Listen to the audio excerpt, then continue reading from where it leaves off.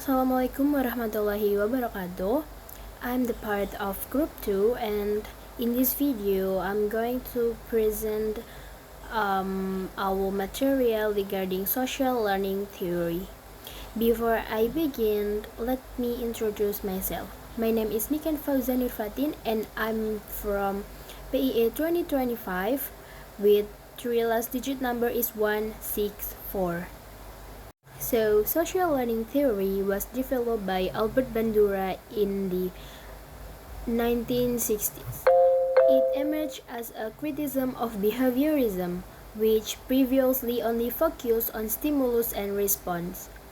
Bandura argues that learning is more than that. It involves cognitive processes and the influence of our social environment. For example, students often become more disciplined simply because they see their teachers consistently arriving on time. And then, the foundation of this theory is the famous Bobodo experiment conducted by Bandura in 1961. At that time, behaviorists like B.F. Skinner believed behavior was only formed through rewards and punishment. However, Bandura found that children who watched an adult act aggressively toward adult tended to imitate that behavior, even without receiving any reward. This proved that observational learning is a vital part of how we acquire behavior. So, to define it clearly, this theory suggests that individuals do not just imitate others automatically. Instead, we observe, process that information mentally, and then decide whether or not to reproduce the behavior. Therefore, learning theory is a mix of cognitive factors and the social environment. We don't just learn from direct experience, but by observing those around us. So, let's move to the basic concepts of social learning theory.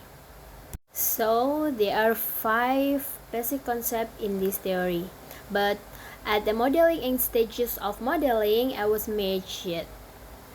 First is reciprocal determinism.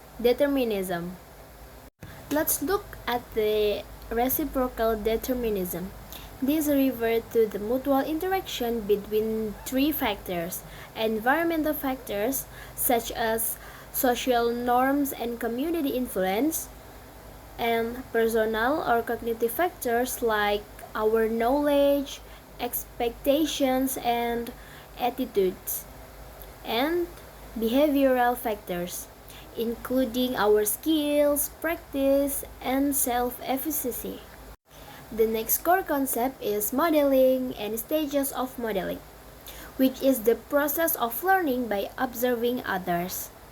Through observation, we learn what behaviors are appropriate in certain situations without having to experience the consequences ourselves. This process happens in 4 stages. First is attention, like paying attention to the model. Second is retention, storing the behavior in our memory. And 3 is reproduction, actually performing the behavior. And the last is motivation, having the desire to eat, which can be influenced by seeing others get rewarded. Next is self-efficacy. We also have self-efficacy, which is an individual's belief in their own ability to succeed. In education, students with high self-efficacy are more confident and persistent. And the last is self-regulation, in our ability to control our own behavior through self-observation and judgment. This shows that we aren't just controlled by our environment. We can manage our own action. And finally, we are at the conclusion in this theory. In conclusion, social learning theory emphasizes that learning occurs through observation and social interaction.